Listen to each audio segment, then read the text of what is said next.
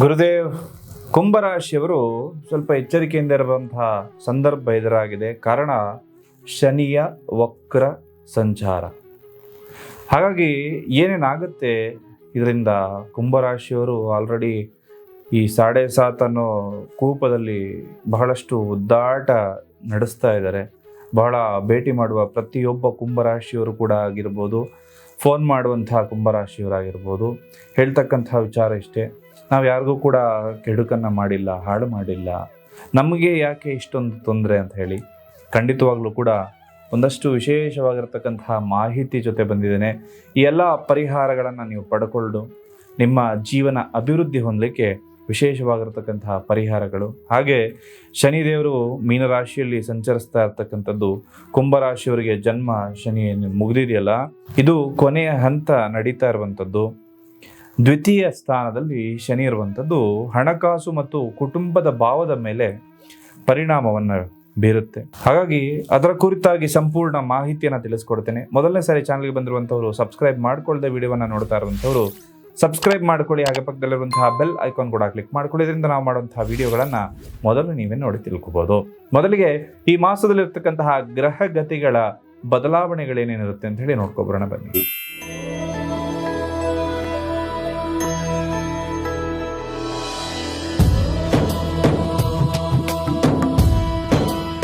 ಮೊದಲಿಗೆ ಈ ಮಾಸದಲ್ಲಿರ್ತಕ್ಕಂತಹ ಗ್ರಹಗತಿಗಳ ಬದಲಾವಣೆ ಏನು, ಅದರಿಂದ ನಿಮಗೆ ನಿಮ್ಮ ಜೀವನದಲ್ಲಿ ಯಾವ ಯಾವ ಬದಲಾವಣೆಗಳು ಆಗುತ್ತೆ, ಯಾವುದು ಲಾಭ ಯಾವುದು ನಷ್ಟ, ಎಲ್ಲವನ್ನು ಕೂಡ ಪರಿಪೂರ್ಣವಾಗಿ ನೋಡ್ಕೊಬರೋದಾಯ್ತು ಅಂದ್ರೆ, ಆಗಸ್ಟ್ 1ನೇ ತಾರೀಕಿಗೆ ಶುಕ್ರ ಕನ್ಯಾ ರಾಶಿಯ ಪ್ರವೇಶ ಮಾಡ್ತಕ್ಕಂಥದ್ದು. ಆಗಸ್ಟ್ 2ನೇ ತಾರೀಕು ಮಿಥುನಕ್ಕೆ ಕುಜಗ್ರಹದ ಪ್ರವೇಶ ಆಗುತ್ತೆ. ಹಾಗೆ 5ನೇ ತಾರೀಕಿಗೆ ವಕ್ರಿಯಾಗಿದ್ದಂತಹ ಬುಧ ಏನಿದಾನಲ್ಲ, ಅವನು ಕರ್ಕಾಟಕ ರಾಶಿಗೆ ಆಗಸ್ಟ್ 5ಕ್ಕೆ ಪ್ರವೇಶ ಮಾಡುತ್ತಾನೆ. ಹಾಗೆ 17ಕ್ಕೆ ಸಿಂಹ ರಾಶಿಗೆ ಸೂರ್ಯ ತನ್ನ ಸ್ವಕ್ಷೇತ್ರಕ್ಕೆ ಒಂದು ಪಾದಾರ್ಪಣೆಯನ್ನು ಮಾಡ್ತಕ್ಕಂಥದ್ದು.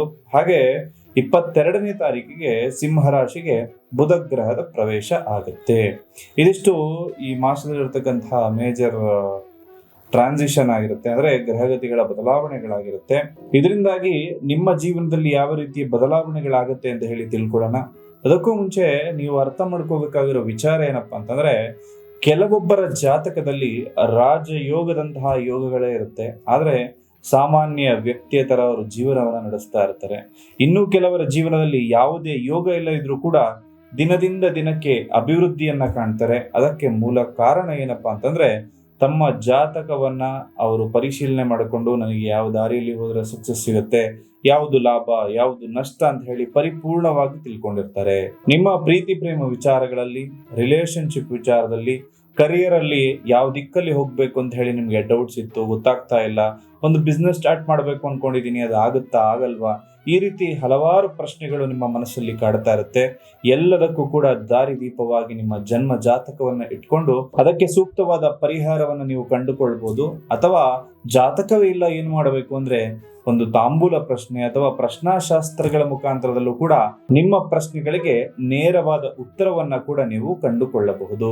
ಜೊತೆಗೆ ಪ್ರಶ್ನಾಶಾಸ್ತ್ರದಲ್ಲಾಗಿರ್ಬೋದು ಅಥವಾ ನಿಮ್ಮ ಜನ್ಮ ಜಾತಕವನ್ನ ನೋಡುವಾಗ ಯಾವ ಗ್ರಹಗತಿ ನಿಮಗೆ ತೊಂದರೆ ಕೊಡ್ತಾ ಇದೆ, ಅದಕ್ಕೆ ಏನು ಪರಿಹಾರ ಮಾಡಬೇಕು, ಅಥವಾ ಯಾವ ಗ್ರಹ ನಿಮ್ಮ ಜಾತಕದಲ್ಲಿ ಬಲಿಷ್ಠನಾಗಿದ್ದಾನೆ ಅಥವಾ ಆಕ್ಟಿವ್ ಆಗದೆ ಕೂತಿದ್ದಾನೆ, ಆ ಗ್ರಹಗತಿಗಳನ್ನ ಆಕ್ಟಿವೇಟ್ ಮಾಡೋದ್ರಿಂದ ನಿಮ್ಮ ಕಷ್ಟಗಳೆಲ್ಲ ಪರಿಹಾರವಾಗಿ ಸರಿಯಾದ ದಾರಿಯಲ್ಲಿ ಹೋಗೋದಕ್ಕೆ ನಿಮಗೆ ಅದು ಸಹಾಯಕವಾಗುತ್ತೆ. ಕುಂಭರಾಶಿಯವರಿಗೆ ಕೆಲಸದ ಸ್ಥಳದಲ್ಲಿ ಜವಾಬ್ದಾರಿಗಳು ಹೆಚ್ಚಾಗುತ್ತೆ.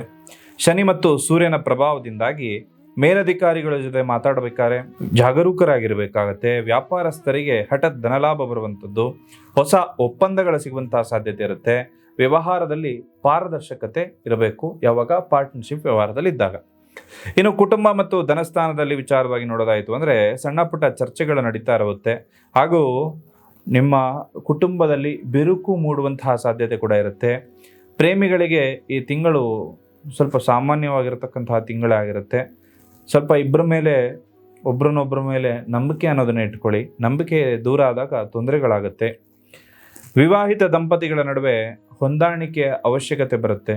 ನಿಮ್ಮನ್ನ ಮೋಟಿವೇಟ್ ಮಾಡ್ಲಿಕ್ಕೆ ಹೇಳ್ತಾ ಇದ್ದೇನೆ. ಹಾಗಾಗಿ ಖಂಡಿತವಾಗ್ಲೂ ಕೂಡ ಅನಗತ್ಯವಾಗಿರತಕ್ಕಂತಹ ವಿಚಾರಗಳಿಗೆ ಕಲಹ ಮಾಡ್ಲಿಕ್ಕೆ ಹೋಗಬೇಡಿ. ಇದು ಶನಿ ಎಫೆಕ್ಟ್ ಅಂತ ಹೇಳಿ ತಿಳ್ಕೊಂಡು ನಾವು ಚೆನ್ನಾಗಿರೋಣ ಬಿಡಿ ಅಂತ ಹೇಳಿ ಒಂದು ಹೊತ್ತು ಜಗಳ ಆಡಿದ್ರು ಕೂಡ ಇದನ್ನು ನಾನು ಹೇಳಿರ್ತಕ್ಕಂಥ ಮಾತನ್ನು ನೆನೆಸ್ಕೊಂಡು ಆ ನಂತರದಲ್ಲಿ ಇಬ್ಬರು ಚೆನ್ನಾಗಿರಿ ಅನ್ನೋ ಮಾತನ್ನು ಹೇಳ್ತೀನಿ. ಪರಸ್ಪರ ಒಬ್ಬರ ಮೇಲೆ ಒಬ್ಬರು ನಂಬಿಕೆಯನ್ನು ಇಟ್ಕೊಳ್ಳಿ.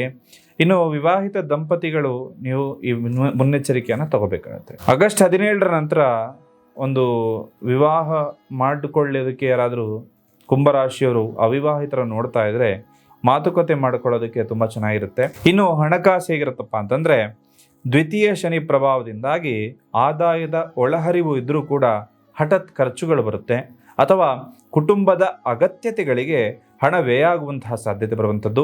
ಶೇರ್ ಮಾರುಕಟ್ಟೆ ಅಥವಾ ಯಾವುದೇ ಒಂದು ಶಾರ್ಟ್ಕಟ್ ಯೋಜನೆಗಳಲ್ಲಿ ದೊಡ್ಡ ಮೊತ್ತದ ಹಣವನ್ನು ಹೂಡಿಕೆ ಮಾಡೋದಕ್ಕೆ ಹೋಗಬೇಡಿ. ದೀರ್ಘಾವಧಿಯ ಹೂಡಿಕೆಗಳಿಂದ ಮಾತ್ರ ಲಾಭ ಅಂತಕ್ಕಂಥದ್ದು ನಿಮಗೆ ಸಿಗುತ್ತೆ. ಇನ್ನು ಆಸ್ತಿ ಹೇಗಿರುತ್ತಪ್ಪ ಅಂತಂದರೆ, ಆಸ್ತಿ ಖರೀದಿ ಅಥವಾ ಮಾರಾಟ ಮಾಡುವ ವಿಚಾರದಲ್ಲಿ ದಾಖಲೆಗಳನ್ನು ಅತ್ಯಂತ ಸೂಕ್ಷ್ಮವಾಗಿ ಪರಿಶೀಲನೆ ಮಾಡಿಕೊಳ್ಳಿ. ಪಿತ್ರಾರ್ಜಿತ ಆಸ್ತಿ ಸಂಬಂಧಿಸಿದಂತೆ ಇದ್ದ ವಿವಾದಗಳನ್ನು ಕೋರ್ಟ್ ಮುಖಾಂತರ ಮುಂದುವರಿಸುವ ಮುನ್ನ ನೀವು ಹಿರಿಯರ ಮಧ್ಯಸ್ಥಿಕೆಯನ್ನು ಇಟ್ಕೊಂಡು ಕೋರ್ಟಿಗೆ ಹೋಗೋದಕ್ಕಿಂತ ಮುಂಚೆನೇ ಪರಿಹಾರ ಆಗುತ್ತಾ ಅಂತ ಹೇಳಿ ಪ್ರಯತ್ನ ಪಡ್ಕೊಳ್ಳಿ. ಇನ್ನು ದ್ವಿತೀಯದಲ್ಲಿ ಶನಿಯ ಪ್ರಭಾವ ಇರೋದ್ರಿಂದ ಕಣ್ಣಿನ ತೊಂದರೆಗಳು, ಹಲ್ಲು ನೋವು ಅಥವಾ ಗಂಟಲಿನ ಸಮಸ್ಯೆಗಳು ಬರಬಹುದು. ಸಣ್ಣ ಪುಟ್ಟ ತೊಂದರೆಗಳು ಕೂಡ ಕಾಡಬಹುದು. ಮಾನಸಿಕ ಒತ್ತಡವನ್ನು ಕಡಿಮೆ ಮಾಡ್ಕೊಳ್ಳೋದಕ್ಕೆ ಅಥವಾ ಒಂದಷ್ಟು ಸ್ಟ್ರೆಸ್ಸನ್ನು ಕಮ್ಮಿ ಮಾಡಲಿಕ್ಕೆ ಯೋಗ ಅಥವಾ ಧ್ಯಾನವನ್ನು ಮಾಡ್ಕೊಳ್ಳಿ. ವಾಹನ ಚಲಾವಣೆ ಮಾಡಬೇಕಾದ್ರೆ ಓವರ್ ಸ್ಪೀಡಿಂಗ್ ಬೇಡ. ಈ ವಿದ್ಯಾರ್ಥಿಗಳಿಗೆ ಈ ತಿಂಗಳು ಕಠಿಣ ಪರಿಶ್ರಮವನ್ನು ತಂದುಕೊಡುತ್ತೆ. ಅಥವಾ ಸ್ಪರ್ಧಾತ್ಮಕ ಪರೀಕ್ಷೆ, ಕಾಂಪಿಟೇಟಿವ್ ಎಕ್ಸಾಮ್ಸ್ನಲ್ಲಿ ತಯಾರಿ ಮಾಡ್ತಾ ಇದ್ದರೆ ಟೆಕ್ನಿಕಲ್ ಶಿಕ್ಷಣ ಪಡೆಯುವಂತಹ ವಿದ್ಯಾರ್ಥಿಗಳಿಗೆ ಈ ತಿಂಗಳು ಒಂದು ಮಧ್ಯಭಾಗದ ನಂತರ ಅಂದರೆ 17ನೇ ತಾರೀಕು ನಂತರ ತುಂಬ ಶುಭವಾಗಿರುತ್ತೆ. ಹಾಗೆ ವಾಹನ ಖರೀದಿ ಮಾಡಲಿಕ್ಕೆ ಯೋಚನೆ ಮಾಡ್ತಾ ಇದ್ದರೆ ಈ ತಿಂಗಳೊಂದು ಪೋಸ್ಟ್ಪೋನ್ ಮಾಡಿಕೊಂಡ್ರೆ ಒಳ್ಳೆಯದು. ಅಥವಾ ನಿಮ್ಮ ವಾಹನ ಸ್ವಲ್ಪ ಮೇಂಟೆನೆನ್ಸ್, ಸೆಕೆಂಡ್ ಹ್ಯಾಂಡ್ ಯಾವ್ದಾದ್ರು ಗಾಡಿ ಅಥವಾ ನಿಮ್ಮ ಹತ್ರ ಆಲ್ರೆಡಿ ಗಾಡಿ ಇತ್ತು ಅಂದರೆ ಮೇಂಟೆನೆನ್ಸ್ಗೆ ಸ್ವಲ್ಪ ಹಣ ಖರ್ಚಾಗ್ಬೋದು. ಆಗಸ್ಟ್ 17ನೇ ತಾರೀಕು ನಂತರ ಸೂರ್ಯ ಸಿಂಹರಾಶಿಯ ಪ್ರವೇಶದಿಂದಾಗಿ ನಿಮ್ಮ 7ನೇ ಮನೆಯಲ್ಲಿ ಬುಧನ್ ಜೊತೆ ಸೇರಿ ಅತ್ಯಂತ ಶಕ್ತಿಶಾಲಿಯಾಗಿ ಬುಧಾದಿತ್ಯ ರಾಜಯೋಗ ಸೃಷ್ಟಿಯಾಗುತ್ತೆ. ಈ ಯೋಗ ನಿಮಗೆ ಗೌರವ ಮತ್ತು ಸಮಾಜದಲ್ಲಿ ಸಂಬಂಧಗಳಿಗೆ ತುಂಬ ಸಹಾಯಕ ತಂದುಕೊಡುತ್ತೆ. ಹಾಗೂ ಮಾತಿನ ಮೇಲೆ ಸ್ವಲ್ಪ ನೀವು ಕಂಟ್ರೋಲ್ ಇಟ್ಕೋಬೇಕು ಈ ತಿಂಗಳು. ಯಾಕಂದರೆ ದ್ವಿತೀಯ ಭಾವದಲ್ಲಿ ಶನಿ ಇರೋದ್ರಿಂದ ನಿಮ್ಮ ಮಾತು ಇತರರಿಗೆ ಕಟುವಾಗಿ ಅನಿಸಿದ್ರು ಕೂಡ ಸಂಬಂಧಗಳು ಹಾಳಾಗದ ಜೊತೆ ಒಂದು ಸೌಮ್ಯವಾಗಿ ನೀವು ಮಾತಾಡ್ಕೊಳ್ಳಿ. ಹಾಗೂ ಆರೋಗ್ಯವನ್ನು ನಿರ್ಲಕ್ಷ್ಯ ಮಾಡೋದಕ್ಕೆ ಹೋಗಬೇಡಿ. ಸಣ್ಣ ಪುಟ್ಟ ದೈಹಿಕ ತೊಂದರೆಗಳು ಕಂಡುಬಂದರೂ ಕೂಡ ತಕ್ಷಣ ವೈದ್ಯರನ್ನು ಸಂಪರ್ಕಿಸಿ. ಹಾಗೂ ನೀವು ಯಾವುದೇ ಒಂದು ಪ್ರಮುಖ ದಾಖಲೆಗಳು ಅಥವಾ ಆಸ್ತಿ ಪತ್ರಗಳಿಗೆ ಸಹಿ ಹಾಕೋದಕ್ಕಿಂತ ಮುಂಚೆ 10 ಸರಿ ಅದನ್ನು ಚೆಕ್ ಮಾಡ್ಕೊಳ್ಳಿ. ಹಾಗೂ ನೀವು ಮಾಡಬೇಕಾಗಿರೋ ಪರಿಹಾರಗಳೇನು ಅಂತ ಹೇಳಿ ನೋಡ್ಕೊಬರೋದಾಯ್ತು ಅಂದರೆ, ಎಷ್ಟು ದಿನ ಅಂತ ಹೇಳಿ ಈ ಕಷ್ಟದ ಜೀವನವನ್ನು ಮಾಡ್ತೀರಿ?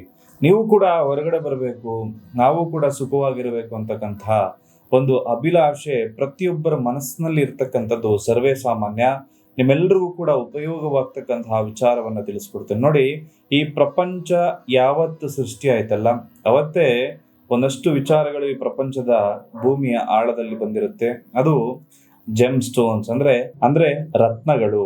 ಈ ರತ್ನಗಳನ್ನ ಬಳಸ್ಕೊಂಡು ನಾವು ಯಾವ ಗ್ರಹಗತಿಗೆ ಸಂಬಂಧಪಟ್ಟಂತಹ ಪರಿಹಾರವನ್ನ ಮಾಡಬೇಕು ಅಂತ ಹೇಳಿ ನಮ್ಮ ಋಷಿ ಮುನಿಗಳು ಹಿಂದಿನ ಕಾಲದಲ್ಲೇ ತಿಳಿಸ್ಕೊಟ್ಟಿದ್ದಾರೆ. ಇದ್ಯಾವುದು ನಾವು ಗೊತ್ತಿಲ್ಲದೆ ಸುಮ್ಮನೆ ಆ ಕಷ್ಟದ ಜೀವನದಲ್ಲೇ ಬಳುತ್ತಾ ಇರ್ತೀವಿ. ಆ ಕಷ್ಟದಿಂದ ಹೊರಗಡೆ ಬರಲಿಕ್ಕೆ ಈ ರತ್ನವನ್ನ ಬಳಸ್ಕೊಂಡು ನೀವು ಕೂಡ ಅಭಿವೃದ್ಧಿಯನ್ನ ಕಾಣ್ಬೋದು. ನಿಮ್ಮ ರಾಶಿಯ ಪ್ರಕಾರ ಜೊತೆಗೆ ನಿಮ್ಮ ಕುಂಡಲಿ ಹಾಗೂ ನಿಮಗೆ ಏನು ಸಮಸ್ಯೆ ಆಗ್ತಾ ಇದೆ ಅದರ ಪ್ರಕಾರ ಕಸ್ಟಮೈಸೇಷನ್ ಮಾಡಿ ಪ್ರತಿಯೊಬ್ಬರಿಗೂ ಕೂಡ ಬೇರೆ ಬೇರೆ ಆದಂತಹ ಕ್ರಿಸ್ಟಲ್ಗಳನ್ನ ನಾವು ಒದಗಿಸಿ ಕೊಡ್ತಾ ಇದ್ದೇವೆ. ಈ ವಿಶೇಷವಾದ ಕ್ರಿಸ್ಟಲ್ ಮಣಿ ಬ್ರೇಸ್ಲೆಟ್ ಏನಿದೆಯಲ್ಲ, ಇದನ್ನ ನೀವು ಧರಿಸ್ಕೊಳ್ಳೋದ್ರಿಂದ ನೇರವಾಗಿ ನಿಮ್ಗೆ ಯಾವ ಗ್ರಹಗತಿ ತೊಂದರೆ ಕೊಡ್ತಾ ಇದೆಯೋ ಅದಕ್ಕೆ ಅನುಗುಣವಾಗಿರುವಂತಹ ಪರಿಹಾರವೇ ನಿಮಗೆ ಸಿಗುತ್ತೆ. ನಮ್ಮ ಗ್ರಹಚಾರವನ್ನ ನೇರವಾಗಿ ಈ ರತ್ನಗಳು ಕಂಟ್ರೋಲ್ ಮಾಡಬಲ್ಲದು ಮತ್ತು ನಮ್ಮ ಜೀವನದ ಲಕ್ ಅನ್ನೋದು ಕೂಡ ಈ ಒಂದು ಗ್ರಹಗತಿಗಳನ್ನ ಆಕ್ಟಿವೇಶನ್ ಮಾಡೋದ್ರಿಂದ ಖಂಡಿತವಾಗ್ಲೂ ನಮಗೂ ಕೂಡ ಶುಭವಾಗುತ್ತೆ. ನಿಮಗೂ ಕೂಡ ಈ ವಿಶೇಷವಾದ ಮಣಿಗಳು ಬೇಕಾಗಿದ್ದಲ್ಲಿ ಸ್ಕ್ರೀನ್ ಮೇಲೆ ಕಾಣ್ತಾ ಇರುವ ನಂಬರ್ಗೆ ಒಂದು ವಾಟ್ಸಪ್ ಮಾಡಿ, ಬ್ರೇಸ್ಲೆಟ್ ಬೇಕು ಅಥವಾ ಕ್ರಿಸ್ಟಲ್ ಮಣಿಗಳು ಅಂತ ಹೇಳಿ ನಿಮಗೆ ಸಂಪೂರ್ಣವಾದ ಮಾಹಿತಿಯನ್ನ ನಾವು ತಲುಪಿಸ್ಕೊಡ್ತೇವೆ. ಶನಿವಾರ ಮತ್ತು ಮಂಗಳವಾರ ದಿವಸ ಭಕ್ತಿಯಿಂದ ಹನುಮಾನ್ ಚಾಲಿಸವನ್ನು ಓದುವಂಥದ್ದು, ಕೇಳುವಂಥದ್ದು ಮಾಡಿದ್ರೆ ಧೈರ್ಯ, ನೆಮ್ಮದಿ ಎರಡೂ ಸಿಗುತ್ತೆ. ಶನಿ ಮಂತ್ರ ಜಪ ಮಾಡುವಂಥದ್ದು, ಓಂ ಶನಿಶ್ಚರಾಯ ನಮಃ ಅಥವಾ ಓಂ ಪ್ರಾಂ ಪ್ರೀಂ ಪ್ರೌಂ ಸಹ ಶನಿಶ್ಚರಾಯ ನಮಃ, ಈ ಮಂತ್ರವನ್ನು ಹೇಳೋದ್ರಿಂದ ಶನಿ ದೇವಸ್ಥಾನಕ್ಕೆ ಭೇಟಿ ನೀಡಿ ಎಳ್ಳೆಣ್ಣೆ ದೀಪ ಹಚ್ಚೋದ್ರಿಂದ ಒಳ್ಳೆಯದಾಗುತ್ತೆ. ಸೂರ್ಯನಿಗೆ ಅರ್ಘ್ಯ ಕೊಡ್ತಕ್ಕಂಥದ್ದು ಸ್ವಲ್ಪ ಸೌಮ್ಯವಾಗಿ ಪ್ರಾರ್ಥಿಸಿದರೆ ಆರೋಗ್ಯ ಸಮಸ್ಯೆಗಳು ಪರಿಹಾರ ಆಗುತ್ತೆ. ಕಪ್ಪು ಎಳ್ಳು ಅಥವಾ ಅಗತ್ಯ ಇರೋರಿಗೆ ಅನ್ನದಾನ ಮಾಡಿ ತುಂಬ ಶುಭವಾಗುತ್ತೆ. ನೀವು ಅಂದ್ಕೊಂಡಿರೋ ಕೆಲಸ ಕಾರ್ಯಗಳೆಲ್ಲವೂ ಈಡೇರಲಿಕ್ಕೆ ಈ ಪರಿಹಾರವನ್ನು ಮಾಡ್ಕೋಬೋದು. ಹಾಗೆ ದಾಂಪತ್ಯ ಜೀವನದ ಗಂಡ ಹೆಂಡತಿ ಜೀವನದಲ್ಲಿ ತೊಂದರೆಗಳು ಅಥವಾ ನಿಮ್ಮ ಒಂದು ಆರೋಗ್ಯದಲ್ಲಿ ತೊಂದರೆಗಳು ಅಥವಾ ಕರಿಯರಲ್ಲಿ ಯಾವ ದಿಕ್ಕಲ್ಲಿ ಹೋಗಬೇಕು, ಯಾವ ಕೆಲಸ ಮಾಡಬೇಕು ಗೊತ್ತಾಗ್ತಾ ಇಲ್ಲ ಅಂದರೆ ನೇರವಾಗಿ ಬಂದು ಭೇಟಿ ಮಾಡಿ ಅಥವಾ ನಿಮ್ಮ ಜಾತಕವನ್ನು ಫೋನ್ ಮುಖಾಂತರ ಪರಿಶೀಲನೆ ಮಾಡ್ಕೊಳ್ಳಿ. ಶಾಸ್ತ್ರೋಕ್ತವಾದ ಸುಲಭ ಪರಿಹಾರವನ್ನು ತಿಳಿಸ್ಕೊಡ್ಲಾಗುತ್ತೆ. ನೀವು ಅಂದ್ಕೊಂಡಿರೋದು ಎಲ್ಲವೂ ಕೂಡ ನಿಮಗೆ ಭಗವಂತ ಕೊಡಲಿ ಅಂತ ಹೇಳಿ ಪ್ರಾರ್ಥಿಸ್ತಾ ಸರ್ವೇ ಜನಃ ಸುಖಿನೋ ಭವಂತು.